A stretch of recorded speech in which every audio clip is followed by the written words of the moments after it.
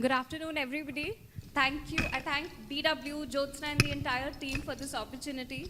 We're going to talk about a topic very close to my heart. When we think of design, we think of the aesthetics and how beautiful it looks. But something that we often miss out is how every space carries a story. So through this panel today, panel with distinguished designers, we're going to explore how design extends beyond the aesthetics and how spaces tell a story. Let's do a quick round of introduction. We'll start from here. Okay. Hi, everyone. My name is Vineet Nikum. I am an architect, filmmaker, game designer. So I run a studio along with my co-founders called Bricolage Bombay, where we try to do projects that are on the boundaries of space and other etc. So like one of the projects that we've done, which has become very commercially successful, is the Museum of Solutions. So we do basically museums and a lot of experiential spaces for B2B clients. I am Mariam. I am the director at Epistle. We are the South Asia's oldest and largest consultancy for architects and designers. We believe in bringing the Indian architecture and design to the forefront at a global platform. This is Neha Garg, founder of Studio Jane Designs. I'm an interior designer, and I was originally not. I had a story that since my childhood I was interested into designing, but with some circumstances I couldn't get into that. I've landed into finance after serving as financial analyst for 5 years, and then I realized my all the interest lies into designing. So from last 14 years, I've been practicing as a designer now. And with that, we have a typology for high-end residences, hospitality, and holiday homes. And yes, artificial intelligence-based experience centers also. And with this, we believe these spaces should not only be aesthetic, it is more important, it has to be functional. That's it. Hello everyone. Hello Mumbai. I am from Delhi. I am Kuntil Vyas Agarwal, and my design studio's name is Resaiki. I'm a Resaiki grandmaster, and Resaiki means Reiki, and I follow Sai Baba. So I mixed it and I made it Resaiki. Now it's a trademark. So I strongly believe in creating spaces which enhance the spiritual side of a person, because I think on the material realm that we are in, I think spirituality is something's going to be going forward with us. So our practices are centric mostly towards premier residential commercial spaces, but how are we contributing to overall well-being of a person who's consuming that space? So that is how Resaiki is. Hi, good afternoon everybody. Thank you for having me here. I'm Vandana Saxena. I represent Studio 4 Designs. I've been in this industry now for 21 years. Our firm, Studio 4, mainly does hospitality design. We've done close to about 60 to 70 projects in the country today, and we also work on residences and commercial interiors as well. Today I see design as an important factor to foster deeper human connections, because with us using technology so blatantly, we are losing that deep connect, and that is how I feel design can come in and help us create deeper connections and more meaningful connections at a human level. Thank you. Thank you, thanks. So we'll start with you, Vandana. How do you distinguish these narratives with the theming of a space when you design a project? So I feel theming is very superficial. It is, it is not skin deep. When we talk of a narrative, we're talking of building the basic DNA of a space. So, what is that thread, that common thread that is going to flow through each and every space of your design, which is going to help it give it character, help bring emotion into the space. You can bring emotion through the use of material, by integrating craft, by bringing the context in through various vocabularies. That is what helps create a narrative, and you can do that. We've done various projects where we have been narrative driven.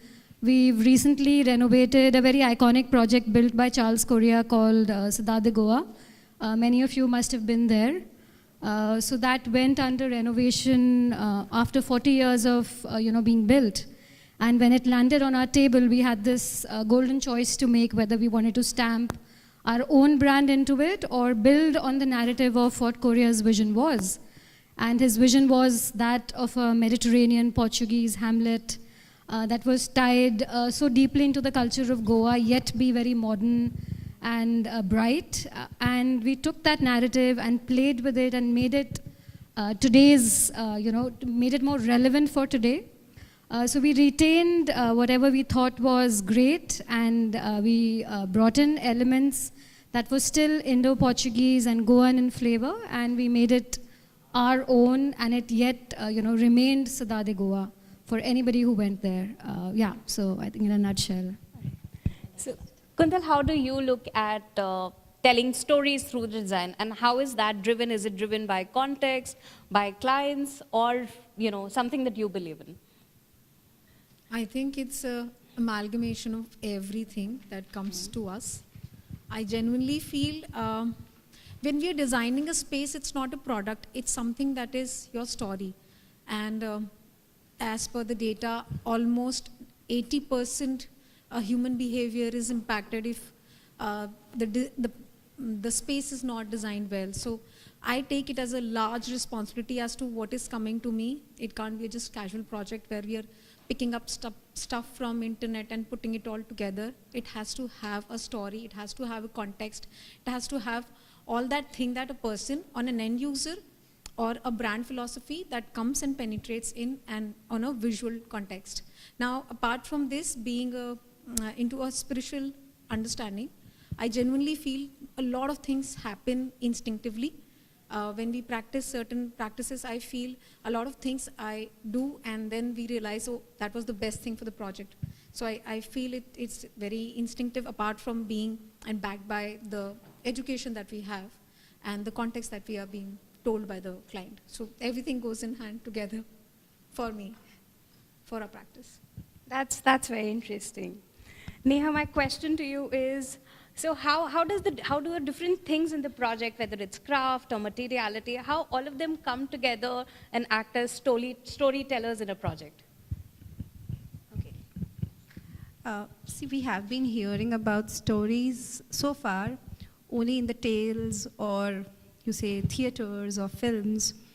And when you are asking that how do we imbibe all that in our spaces, so trust, this is no different. How each chapter in a story tells about some scene, some plot, or some character. Similarly, when we create the spaces, each subspace, each character, each personality into it, all together makes that story.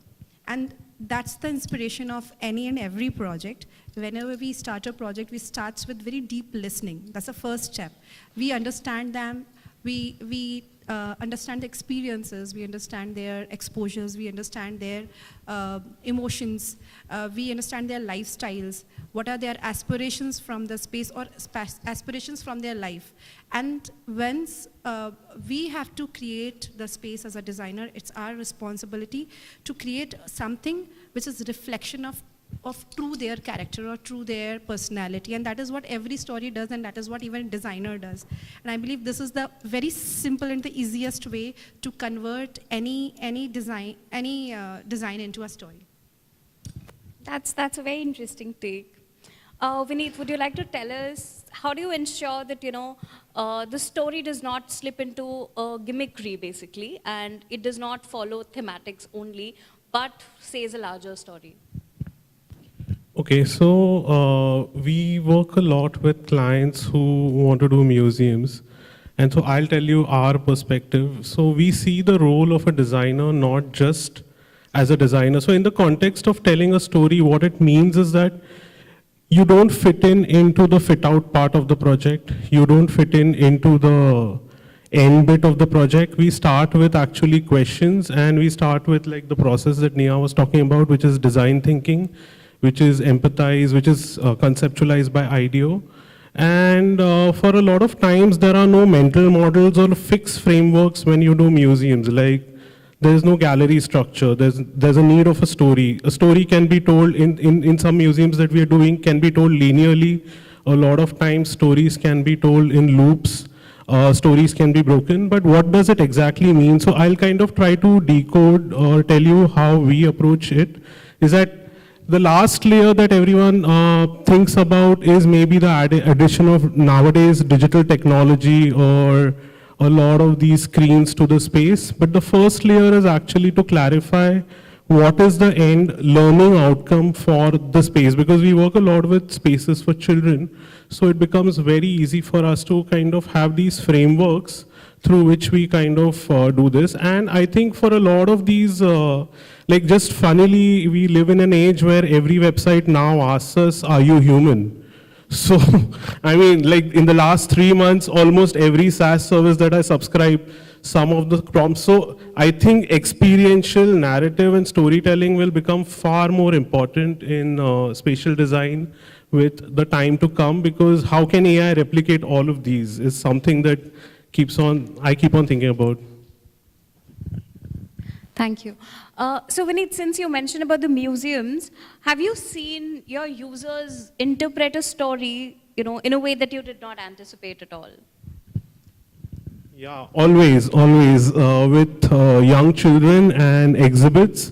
So children's museums are not like your adult museums. They're not full of artworks or things. Every exhibit is a learning device. It can be a small toy. In the case of Museum of Solutions, we have around 120 exhibit, each being a story with an engagement time that ranges between 3 minutes to even 25 minutes. And there are learning designers who come together with content creators to kind of define these stories. So we obviously are not we are not the ones who do the stories ourselves. And every exhibit in this case was place tested with 5 age groups and economic groups of students. So for example, there is an exhibit called Water in Our Tap that talks to children about how water comes from the sun to their tap in Muso, which is done using short throw sensor-based projectors where children can tap on the walls. So this story actually is a 6th standard science textbook story that we kind of created entirely in a museum to kind of create experiential learning. But to ask you, to tell you how kids interact, we thought kids would interact with it linearly. They would tap the sun first, then they would tap the chlorination, and then they would see the linear process. Kids are crazy. They just tap on everything that you don't, like you would not imagine how kids would like work with museum exhibits. So, Neha, tell us, if a project, what is it that, a design loses if it does not really tell a story but follow mere themes or aesthetics? Okay, I think, in fact, that's a very good question. We are always being tagged when we are talked as designers, we are tagged as themed design, but that's not the case. Theme always follow the emotions. Emotion is the first thing. Narrative of the project which has been given by the designer or which has been given by the clients and inspired by their personalities, their lifestyles, as I meant, their emotions and exposures and experiences, that comes first. When we understand that, only then theme comes into the picture. So how does it, it actually, it loops every thread together. So it first starts with understanding them. What are their choices in terms of colors, in terms of some kind of era, in some kind of cultural influence, or what are their aspirations, how they want to live their life with their family, with the guests, or with the kind of the work or the personal life balances they want to do together in the space. So when we get to understand their personality, we pick multiple elements based on colors, based on textiles, based on sensibilities, other sensibilities, and then also based on how are their cultural influences, how much they are traveling, how much they are taking, what are their choices from their travels. Do they have something which is out of their heirloom, or which is out of their heritage, or are the one who are also being connected to the earth, to the nature. So all that, once these all points come together, we thread them, and that all together comes as one picture, which we can term it as a theme, which is not one specific thing, but then influence of multiple aspects which are coming together and making one space or So one. you're basically saying that you're marrying the two things, Yes, right? we are marrying multiple things, Hmm. not just two things, we are marrying multiple things, and that makes it's a unique theme for each project. Kuntal, so would you like to share any surprising way where a client has asked you to bring their story, a very different way of how they want their story to be shown in a space? Have you had that experience? First of all, I really want to have an experience like Vineet, where you're making a loop and you're making an interactive space for a kid, not being lucky enough to, see something like that. And again, I really like the context what Neha has been sharing. About me, I think as humans, clients are really attached to their moral values, and especially the client who are in their 60s, who've come back, or they've come from Patna to Delhi, and they have their old rooted old house back there. So I think the general superficial request has always been कि हमारे उधर जो काम होता है वैसा कुछ हो सकता है क्या घर में या elevations में. And I really like, and I don't know, I get very emotional knowing that they have come a long way, but they still have those values, and they want their new house to have that emotional context of what they have left behind. So we did something like पुराना जो उनका मोहल्ला था वहाँ पे oldest house में there was an old what do you call it, बहुत पुराना door था which had some metal stuff. So we tried engaging in party there, and we got that, and we pulled that, and we got it in their Delhi house. So that was a very beautiful thing that we did. Apart from that, for one of the client, वो बहुत labours job में थे और फिर अब उनकी एक multinational company है. सो उनके डेस्क के पीछे में उनका ऑटोग्राफ मैंने एनग्रेव करके लगाया. सो ही गॉट सो इमोशनल कि मुझे रियलाइज़ नहीं हुआ मैं इतना आगे आ गया लाइफ में. But when you autographed me and my signature, and you've kept it as a back wall of my work desk. मुझे अब लग रहा है मैंने बहुत कुछ कर लिया है, इसके पहले तक नहीं लग रहा था. So I like this emotion that we are fortunate to engage with, and that is how we are fortunate. That is how we create spaces. So we all agree that all these spaces tell a story. Vandana, something that I would like to ask you, that as a designer, how should we make sure that, how should we narrate the story in the best manner? What should be the role of a designer in telling the story which is authentic and true to one? So that's a very layered and complex question, Mariam, because I wish I could spell that out as a solution so easily. But yeah, I mean, there are various techniques that we all develop as we practice, and there's no one solution that fits all. My typical approach, or our studio's approach for any design project, and we happen to be mostly doing hospitality projects where you're not designing for one client. That client is the owner who's putting in their funds. But the guests who are going to come to that hotel or to that space are going to be many from various geographies, from various cities of India, from all age groups. So you're creating a space that has to be liked by people of various, of any demographic, of any age, etc. So the approach hence has to be very unique. And to approach something that feels rooted to that geography, to that space, should start ideally from a space of research. So we go in as a blank canvas. We don't go in with blinkers saying that we know it all just because we've been designing hotels. But we go in as a blank canvas and we do ground research, which means that me and my team, we walk the city and we experience it as a guest. So we go in and we eat the local food, we talk to local people, we see surrounding monuments, we see historic buildings, we see buildings that are preserved. And with that, we come back with a lot of thought in our mind, because those experiences shape our feelings. we go into a certain emotion as people. And that is when we go down to our drawing board and say, okay, let's now start putting in what stays with us when we come back. And typically what stays with us is what is the true emotion of the city, or what emotion that evokes in us. So, we're designing a W Hotel in Hyderabad. That's an upper upscale lifestyle brand. And it's complex because you cannot be literal when you design a W. You have to be very abstracted. And for you to be able to abstract a design, you have to get into the core DNA of what does the city stand for. And for you to do that, you first obviously study it at a deeper level, and then when you come back and you sort of start putting together your emotional mood board, or your mood board of what you went to, the places you went to, you come back and you say, okay, if I was to think of that city, I would say it's very monolithic in nature. When I go down to the monuments, everything seems very beige, black and white. There's a deeper level of detail and layering in the frescoes there. There's a certain feeling you get when you're visiting a monument. So you break that down and you create that as a separate layer.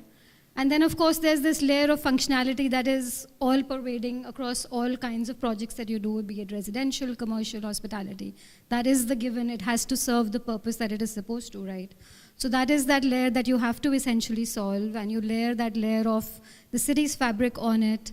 And then you go to craft centers, you talk to artisans, you touch and feel the fabrics, you touch and feel the various wares. So for Hyderabad, the Bidri, the Pochampalli, Ikkat. I mean, there's so much in every city of India, thankfully. We're a very culturally rich city. So there are these tremendous influences that you come back with. And then I think the most important part as a designer is to be able to then edit out your thoughts and to say, what is it, that one thing that I want to talk about? You cannot talk about everything about the city, absolutely. right? So what are those 1, 2, or 3 things that you want to talk about? And then you come from a space of restraint. And you say, okay, my story is going to be within this box that I want to define, and say that this is what I want to talk about. And that becomes then the DNA of the project. And yeah, that's typically how we approach a complex project. You've beautifully put it together. Thank you. Vineet, what is your take on how design actually tells a story, and how can it be talking about a cultural continuity? Okay.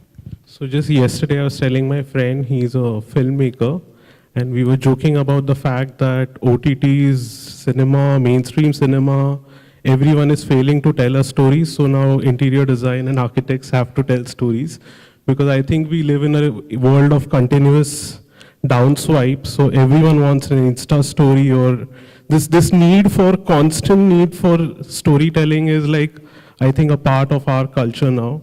So that is like, so obviously spaces should have this storytelling narrative, which I think on a larger level, it's this, there are few things that maybe deep down, like now we are not even in the chat GPT era, we are in the agent era of chat GPT. So going further, I think the way the future or the technology is kind of coming down upon us, these basic human cognitive abilities of empathy, emotion, understanding of depth of space, or understanding of mood of lighting, understanding the smell that a certain space gives. I think these are the things that technology cannot even put it together, or maybe I feel it can't put it together in its algorithms. So I think it becomes everyone's responsibility to kind of put experiential or engaging spaces in, and every designer, I think, has a different way in their portfolio of putting it together. Thank you. Neha and Kuntal, I would like to, you both to leave our audience with the thought that how should design actually carry forward the Indian architecture? Okay. So before to this conversation, when we were talking off this stream, Kuntal was asking that whenever we see Instagram, we see everything as copy, paste, copy, paste, copy, paste. I hold a different view, because when I see these days, these designers have been, we designer community, whether it's the interior designing or the architectural designing, or for that matter, any kind of designing, is very experimental. They are trying multiple things. They are fusing multiple cultures also. They are fusing multiple dynamics right from the architecture to the landscape to the interiors. Now talking about from one of our project, what we are doing, that's a villa in Goa. And typically when we hear of Goa, that's like Portuguese. Okay, that's not the case. When we are doing that, it's a fusion of the architectural level. Definitely it has to be Portuguese because that should reflect of that local culture, what is imbibed there. And taking the influence of that, now going inside, when we come as into the role as interior designer, we have imbibed Art Deco era into it. We added very modern, very quirky furnitures, which are loose pieces, very vivacious artifacts into that, which is very contrasting to the Portuguese style and that of the Art Deco on the walls. So the base of the walls were designed into Art Deco with a hint of Portuguese, which was outside, taking the context from outside to inside, and then adding a lot of modernism into it. This infusion and this kind of dialogue always gives a lot of a difference and a kind of very interesting interpretation. This is at least how I do when I mix multiple cultures, right? Be it taking inspiration either from architecture or from different eras or from different styles. This is how we can do it. We were discussing as to why every client is coming to us and talking about the house to be Instagrammable and everything is, okay, we'll share a Pinteresty board with you. So our discussion was like, are we not being too consumed by what client is liking as compared to what, on what region context we are in. So I was telling that when I was doing lighting design from Milan and how all the street looked very fabulous, all the elevations were so amazing, but the backdrop just suited it so well. Now if you take that architecture here, so I don't think we're doing justification to that visual context was my understanding. I was like, okay, how much as they are proud of their cultural setup, how can we flaunt our cultural art and other things and imbibe that in that modern context. So one of a very recent, not very recent, but Lota Cafe is a very good cafe in Delhi, and they've got Lippen art. So Lippen art is usually in a very mud-based thing, but they've got it in white color. So when you see Lippen art in a white color context, it becomes modern, yet it has that essence of Lippen art, which is the basic region art. So I think I want to practice a design setup where I am proud of where I'm coming from, and on that level, if I can have more of aesthetics and functionality, like that is what I would ask for. I completely agree with you, Kuntal. See, whenever, I think we all have traveled a lot, and whenever we travel to some culturally influenced architectural in the landscape, Most of the spaces are. Most of the spaces, be it Florence, be it some other, or maybe for that example, Bali if we go, or be in India if we go to Rajasthan, or for example, Goa when there's a Portuguese influence. So there's a particular style of cultural influence into that. And I have heard that multiple regional governments, they have put a rule that certain percentage of their cultural impact should be there at their architectural level, and then rest a certain leftover percentage, maybe 30-40%, they can take from the modernity or the modern style, and the modern style or the global style. This is if we all together in our regions keep that cultural value intact in our region and adding that modernity or the global influence, making it a local level. So I say it's a global plus local, level. Do you know there's a trend called old money style? So old money style is basically everything which is more arted and very understated. So now young kids are coming to us like they're 18, 19, and they're saying, ki, I need my room which flaunts in old money style. So they need deep wood carved, side sofas and chairs and all. So I think it's of course trending, but I think coming back to the space we've originated from, it's a good story. Like that is what I think. vintage revival, I would say. I see that the timer is up. Thank you for such a rich and layered conversation. For me, for somebody who comes, who works at an intersection of design and communication, it's very interesting to know that, design is not only to be talked about. The stories that, as a communication consultant, I put forward to the world, it just does not end here. It starts from, from the way you make a project, from the very initial stage. So I think that is one thing that we leave the audience with, that design tells a lot of stories. And perhaps I think the challenge of our industry is how we do it with a lot of depth and honesty. It's true. Thank you. Thank you.